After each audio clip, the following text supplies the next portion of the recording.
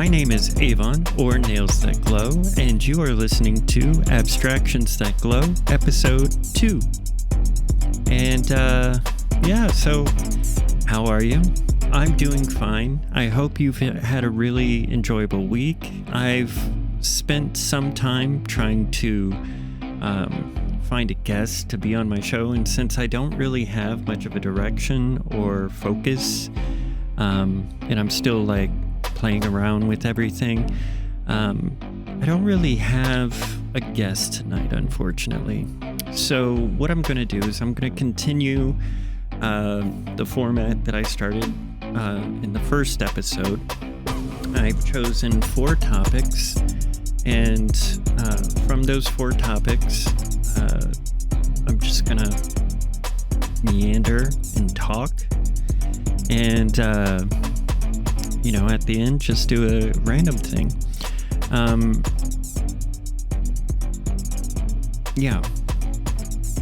If you're watching this on video, what do you think of the lighting? I have multiple sources of light this episode. Having a lot of fun with the art for this show on the screen here. Okay. Anyways, if you're looking for information about me, you can find it on YouTube, Abstractions That Glow, Twitter for as long as that lasts, which we will be talking about, First Drafts Glow. You can also find me on Twitter under Nails That Glow. I also have a website where I will be also posting links and information for everything at nailsthatglow.com. I think that's about it right now. I do a nightly blog on my website too, talk about my life, and being a trans femme, because it's an experience for sure. All right, I'm gonna break a rule, and I'm gonna open a can of something. I'm gonna try to cover the logo.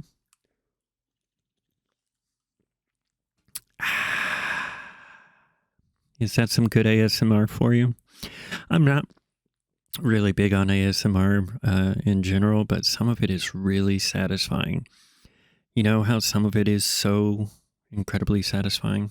Anyways, this brings me kind of in an awkward-ass fashion to my first topic, which is character voices. So I am going to put in an earpiece for this just to make sure that I'm not destroying everything.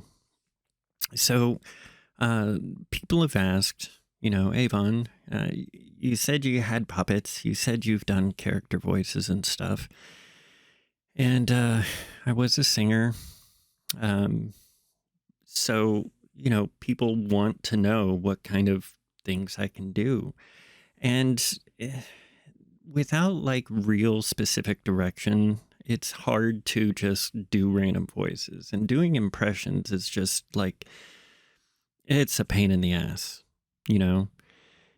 I can kind of do Kermit, but that takes practice, someday we'll find it, the rainbow connection, and it's not even close right now, because I have to work on that, but anyway, one of my original character creations, his name is Tom, and he is an alien from 16 million years in the future, and he drinks cloned Homo sapien hemoglobin, or human blood. And when he would come back into the past, he would do his best to convince people to let him pop a straw in their body so he could drink actual fresh human blood. Because the time he comes from, humans are either extinct or left, or they're infected with a alien zombie plague. Yeah. And he was a kind of a wormy, salamander-ish, multi-armed creature that held his eyeballs on top of his head, and he disturbingly had teeth. And he was one of my managers, and he still is. I want to rebuild him. And his voice was incredibly annoying. Incredibly annoying. Okay, so I'm going to try to not clip the audio here, so forgive me if I do. The first person I got to try to do his voice kind of just did his voice in a like a more manic fashion, and I was looking for like the traditional high-pitched annoying um, voice. You know, like think think of a man-child, you know, just a man-child who is not really self-aware. I mean, he's a great character. I love him. So, okay, here's Tom, an original character by me. Space alien from the future that drinks human blood. All right, here we go. Hi, my name's Tom. How are you doing today? Yeah. Okay, so that was pretty loud. Let me think of something else to say for him. So like he would be like, I understand that you have clone Homo sapien hemoglobin here. I would really like that. That would be so very nice. I just want to drink some real human blood. okay, so I haven't done that in years. And since I've been kind of doing some voice exercises to change my voice, and I'm a little older since having done that character, it's not the same.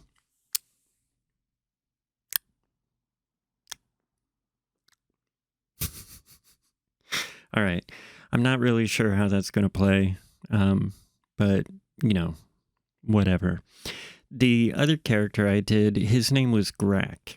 Now, he was a rock blue. He had 2 feet, one on either side connected to stumpy legs. He was shaped like a squashed bowling ball pin. And he had a pink mustache-looking item about where you would expect a mouth to be in the bulbous part at the bottom, and 2 serpentine-like arms that would come out as his like fingers to manipulate things. And when he talked, his head lit up. I had a light inside the puppet, and he didn't quite understand it. You know, this was before the Marvel films and before Drax became, you know, just the character for this stuff. And there were lots of characters like Drax. But Drax has definitely been the go-to reference for the kind of character that just doesn't get the joke. I mean, it's deeper than that for sure. But Grak, he just didn't understand things.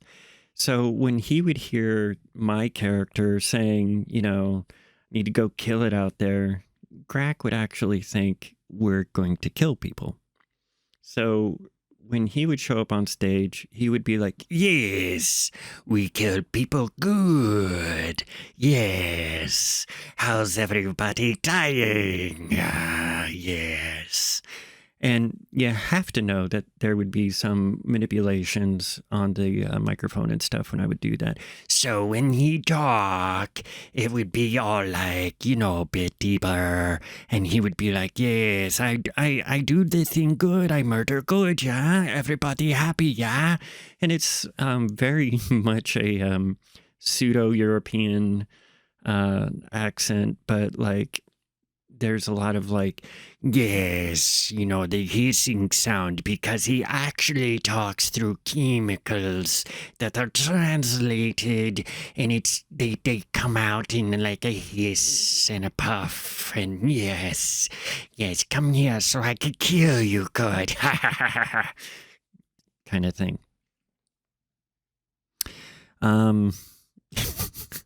It's been so long since I did these, and I did not rehearse any of this before this show. And then my character, who was the singer of this group, anytime I talked, I would lower my voice and just be the straight man and be like, Greg, Tom, why are you doing this? Blah, blah, blah, blah, blah, kind of thing. And when I would introduce my songs, I'd be like, I just wrote a love song.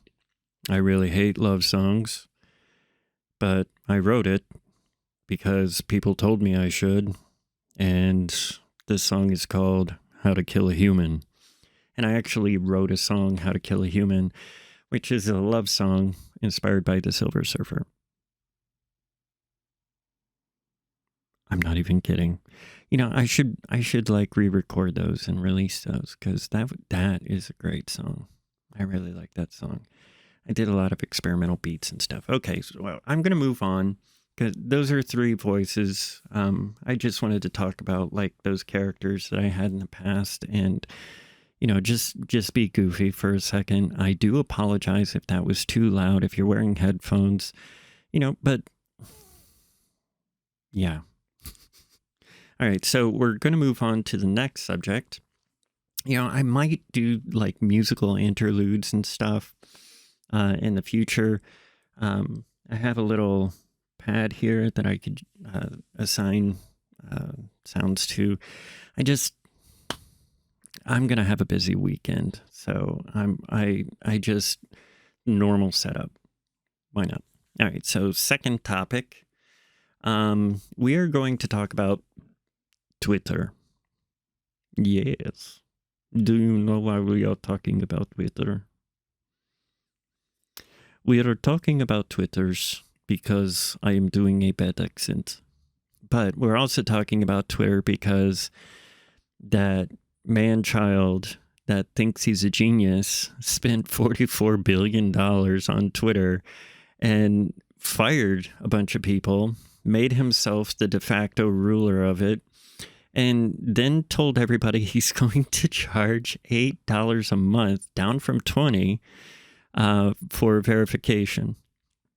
Totally destroying the whole point behind verification. And his defense is like really pathetic. He's like, well, we need to make money somehow. And I don't know if he's just an idiot, like a pure idiot, or if he actually believes the bullshit that he's like spouting, like whatever yes men are telling him this is how to make, enough money to recoup his losses, because he is obviously taking a big loss with this purchase, because Twitter wasn't worth $44 billion.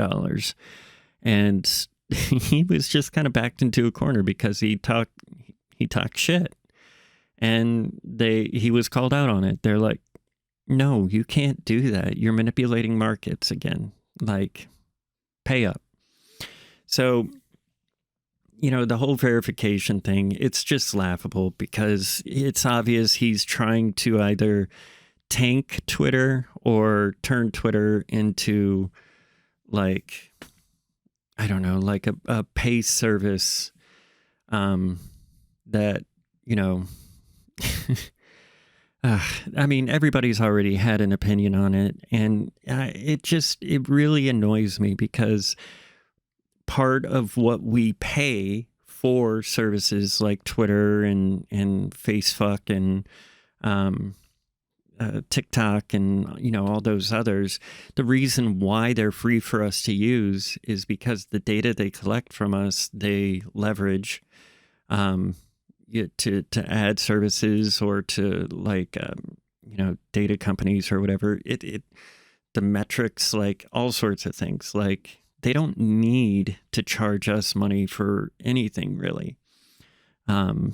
These companies just continue to increase their profits every year because the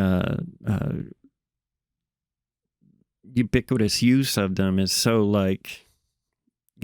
profound that, if you're trying to sell like a beer, of course you're going to, turn to Twitter and Facebook and the other social services, because they're free to use, and that ad space is going to show up in somebody's feed eventually, even if it's not a direct beer commercial, even if it's just a can in a jeans commercial or something, or if it's, somebody, like, I don't know, like drinking a soda, like, I'm a hot person and I'm drinking this soda that I'm showing you the logo to. Yeah. And then you have all these influencers that are paid hundreds and some of them tens of thousands of dollars to try to say that they actually eat or use these services or items or whatever. Like that one, what's that bitch's name? That Kardashian woman. I can't remember her name. I can't. But like she was faking eating a burger. And the only reason I know that is so many people were laughing at her for being a dumbass. Like, bitch, we know you don't eat that shit. Like, I fucking love Beyond Burger and Impossible Burger. If y'all are listening, like, hit me up. I will talk endlessly about the uses for those meats. Like, just, especially Beyond, like, because I know people that are gluten intolerant and allergic to gluten, and Beyond is pea protein instead of gluten-based, which is just amazing. But anyways, Twitter, it's a shit show. It's gonna likely end like soon. Like the common thread of society is just gonna be like, nope. Just like we did with MySpace. Just they took a bunch of features away from us, and services like Facebook started like proving to be more useful. So, people just stopped using MySpace. And that's going to fucking happen to Twitter. And then what's that bitch going to do? He can't default on those loans and everything. People are going to hold him to that. He's... I love all the pictures of Musk with his like balding head, and then contrasting them to pictures like 30 years later with a full head of hair. It's like, he's such a Trump sycophant. It's so pathetic. Okay. Anyways, I don't want to drag this into the earth too much, but I was just really getting back into Twitter and having fun with it and following a bunch of wonderful trans girls and just trans and non-binaries and trans masculines, and just to feel connected to this whole thing that I'm doing, and it's been really great. And the other services aren't really as commonly used, so that'll be interesting. That'll be really fucking interesting. So the next thing I want to talk about, I really just want to talk about it because, Halloween just passed, and I had already picked the topics for the last episode, and I really want to talk about Rocky Horror Picture Show, the 1975 movie with Tim Curry, Susan Sarandon, Barry Bostwick, Richard O'Brien,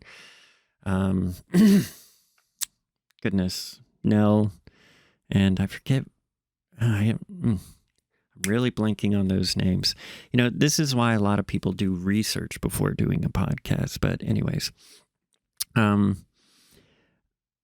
I really think that people don't pay attention when it comes to what gender expression is, what it means, and how it's been portrayed in cinema, and why things like Rocky Horror Picture Show has been so timeless.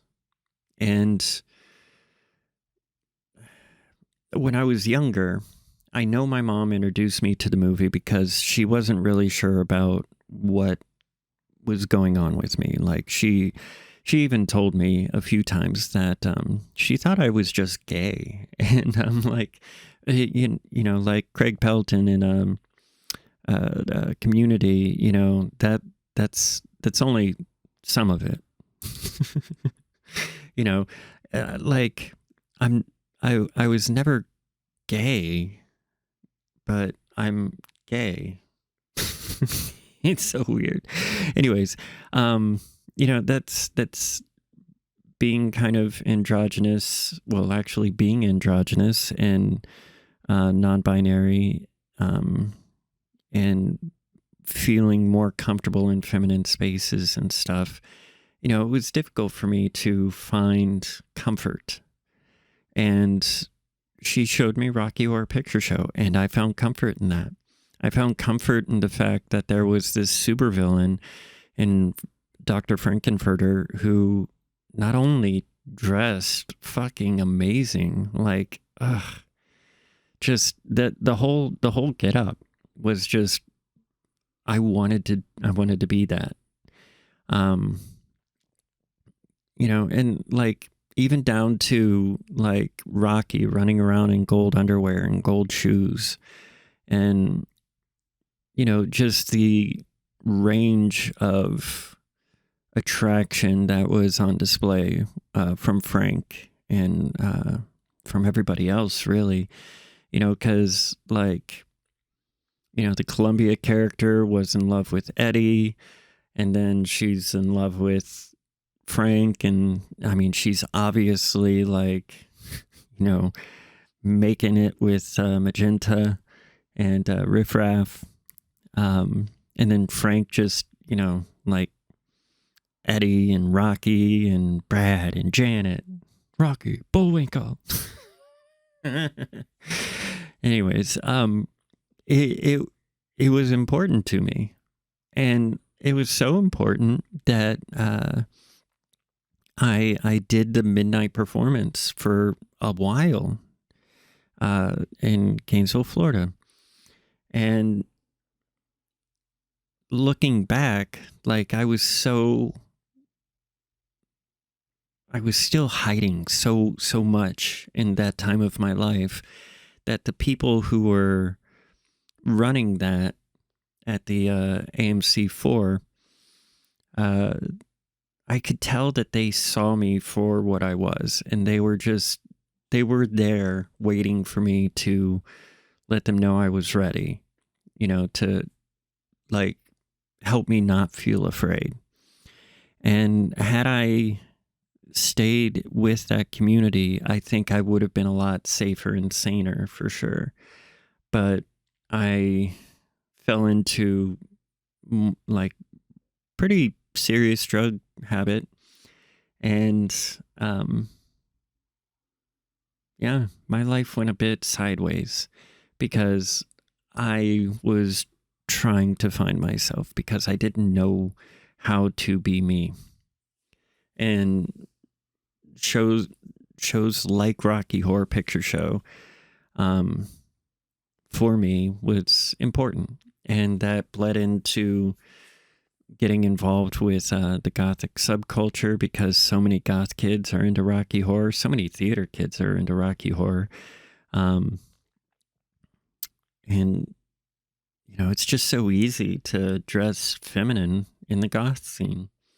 And like, when I was DJing and, being super awesome goth, skinny, twinky goth boy,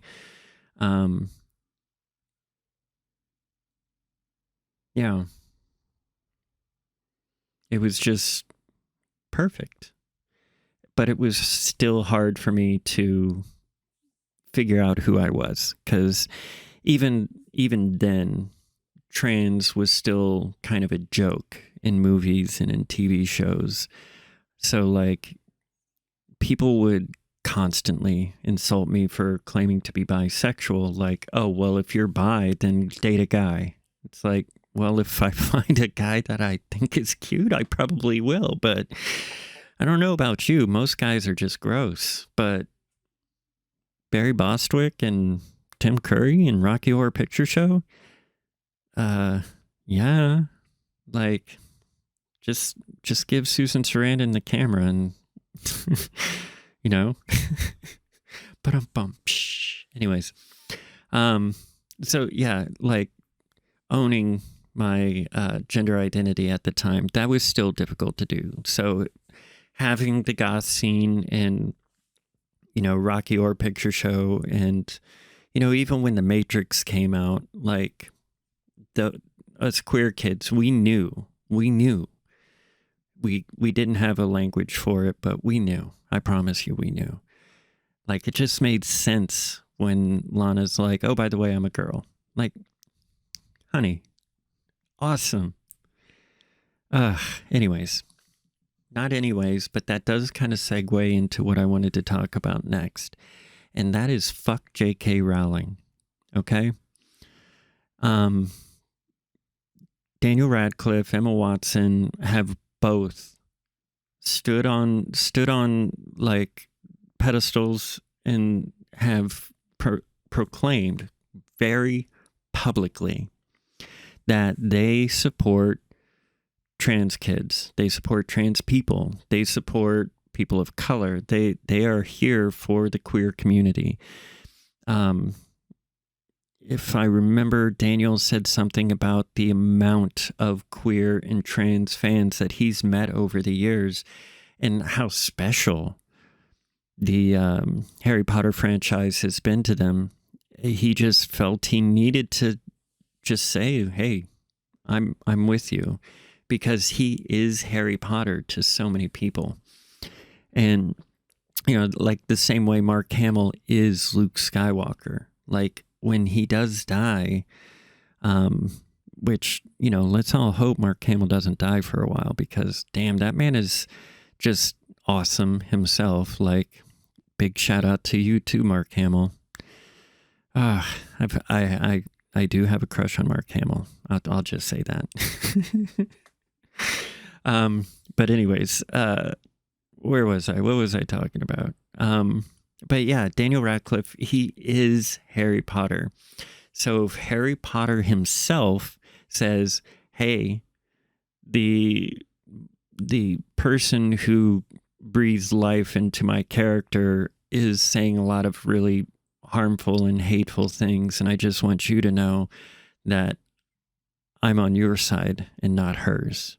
And I've seen so many retaliation articles and people just like dumping on this beautiful man who is like just being a beautiful man. Like, he's just saying what the majority of us actually say, and that's like, you know, being trans, there's nothing wrong with that. Embrace yourself, embrace who you are, love yourself. But J.K. Rowling, she continues to insist that people like me are trying to do or be something that's evil or wrong, or like, I'm gonna go into a woman's space or a woman's bathroom and somehow like attack women or something. It's like, bitch, I don't know why that's even a thing. Like, when you meet trans people, like trans feminine, trans women, trans masculine, you know, trans men, none of us are doing it to circumvent anything. None of us are trying to be anything other than who we are. And, you know, like, my heritage is complicated. Like, my father's Latin American, or was, you know, he's passed now. And my mother European.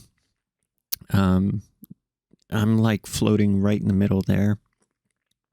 You know, so there's a lot of people who hate me anyways, because, like, I don't have dark skin and dark eyes. How the fuck am I Latino? And like, fuck you, dude. I know where my dad's from. And then on top of that, they hate me because they think, like ow, my tit hurts. Estrogen's making my tits grow, and my goodness. But yeah, so like, I'm not taking hormones just to be able to have a free pass or whatever to be in women's spaces. I don't know what you know about taking estrogen, but it really, it really limits how male organs work. Like how estrogen in penises, it's an interesting combination. And let me tell you, things are not the same there. And I don't care because, like, it's still there, but, like, it's nowhere near what it was. And the motivations for the same things are not there either. Like, people have some really hostile ideas to things that they just don't understand or they don't want to understand. And I just, whatever hatred is motivating them, I just hope that one day they can look past it, because there have been times in history where we lost lots of history and knowledge because of fear. And the history and knowledge we lost because of that fear was stuff that could have helped us out. Like, the Nazis burned all sorts of documentation and research and books and studies on trans people. And if there was that much information and study for them to be that afraid to burn, only to have people decades later say trans people are new, like, they kind of won a little bit. And that's depressing. So, fuck you, J.K. Rowling. Fuck you and your fucking hateful, transphobic TERF ideas. Fuck all of your supporters who think that trans people are dangerous. If trans people were dangerous, like, I don't know what I'm trying to say. We're just not dangerous. The percentage of us in any country is so small, and all we want is to just be ourselves. It's literally all we want. I'm not doing anything to hurt you. I'm not trying to fool any guys or girls. I'm not especially interested in looking like a cis like woman either. Like, I'm non-binary, bitch. I've got my own gender expression. I just wanted to be more feminine, and that's why I'm taking hormones. I don't produce testosterone anymore even. So, like, yeah, I just want to be me. And so do all of these kids that you're making it hard for. And I do want to say that, when I started last year on hormone replacement therapy, if I didn't have that on the horizon, because it took a few months to actually get approved. I had to do blood work. They made sure I was mentally, like, sound to make a decision, the whole nine. I didn't just say, hey, give me pills. There are ways for adults to do that, but I wanted to do it, supervised. But the fact that I was in such a dark place And that made me not feel so lost anymore. I just remembered, oh my God, this is what I've wanted my whole life. And I just didn't know. So, fuck you, J.K. Rowling, for making the trans world seem scary to people who look up to you. Shame on you. All right. Now, I know that was just some like heavy stuff. I honestly don't know what I was thinking with this episode. It's just been a really interesting week. And it would have been great to have somebody like bounce back and forth with, maybe a few more episodes and people will be into it. I will put a soundboard together. I don't know, maybe I'll look at a TV show or a TikTok or whatever, like and subscribe. I did submit this podcast to all sorts of services. So you should be able to find it pretty much anywhere shortly. There's all, like I think I said before, it's also on YouTube, youtube.com/ the @Abstractions that glow. They released the handles, which I thought was very cool. There'll also be a feed on my website, nailsthatglow.com, and Twitter, First Drafts Glow. Yeah. So before I leave, if you're watching this on YouTube, like and subscribe and comment below. If you're listening to this, you can send me an email, firstdraftsglow@gmail.com. And let's see, random facts. Let's think of something happy, right? I know what we could talk about. The casting for the Penguin TV show. Sophia's gonna be in it. Ooh, so good. And I'm really hoping that the Peacemaker universe and the Penguin universe, there's some crossing. Like, obviously, Matt Reeves' storytelling is a lot grimmer, darker, but it's still Batman. And unlike the Nolan Batman, there is still hyper-realism and some real fantastic elements. Like, I can totally see Clayface showing up. I could totally see, like, this penguin falling into, the trick umbrellas. I very much. Oh, Calendar Man. Like, who doesn't want to see an awesome Calendar Man? Like, oh my God, that'd be so cool. Or a Two-Face that isn't like a hyper version of the Joker or some kind of like, Clive Barker like weirdo. Like, the first two Nolan films for Batman, yeah, they were pretty good. I mean, ignoring the fact that, a white guy was playing Raish and, the Joker saying, "Do I look like a man with a plant that has a plan?" Yeah, you do. You don't just fill a hospital full of explosives on a whim. You don't just plan a heist that we saw at the beginning of the movie without planning.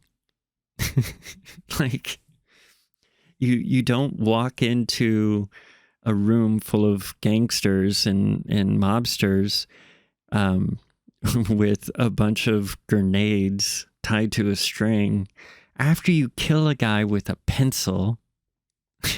Like, obviously you plan, dude. Like that such inconsistent writing.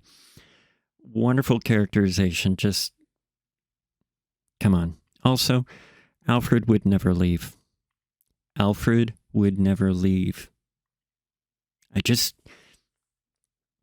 That just killed the entire thing for me. Like, not only, did Bruce just, I mean, all we needed was like some mumbo jumbo hyper technology, like silliness happening, instead of Bruce just kind of like being a gimpy bitch. Like, come on. Just, and that Catwoman was the most low energy Catwoman ever. Matt Reeves really resurrected Batman in my mind, because Batfleck was just, I mean, he moved like a hippo. And the way he was simping for Wonder Woman, like, come on, guy. Batman has more respect for himself than that. Absolutely. Like, Talia fucks with him and he's generally chill most of the time. Catwoman fucks with him and he gets weak in the knees because her level of confidence is unreal. Anyways, and I guess like Sandman season 2, like how wonderful was the Sandman TV show? Like, obviously there had to be some updates. There, like a new perspective, like a cohesiveness, for a TV show. Edit out some of the like harder things to translate into a TV show. Like, sure. And the casting was just chef's kiss. It was just all so perfect. And people who are like, oh my God, the casting for Death ruined Death for me. Like, fuck you, guy. Go somewhere else. That woman is amazing. She is amazing. She is amazing. Okay. All right. Well, I hope my prattling has been entertaining. I really do hope to find some big hook or whatever, because, if you're listening to this show just to hear me talk, that is amazing. I know I have a beautiful voice. I know it's great. It's going to change over time, but, I know how to talk to you. I know that you are smiling right now because you're wearing earphones.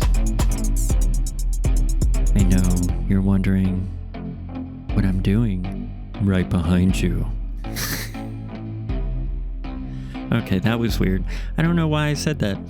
The end of the show, I just put random stuff. Anyways, I've been Avon, or Nails That Glow. Find more information about me at nailsthatglow.com. And I love you.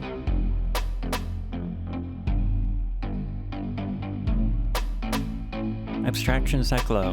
Produced, recorded, and starring Avon. For more information, please contact us at firstdraftsthatglow@gmail.com.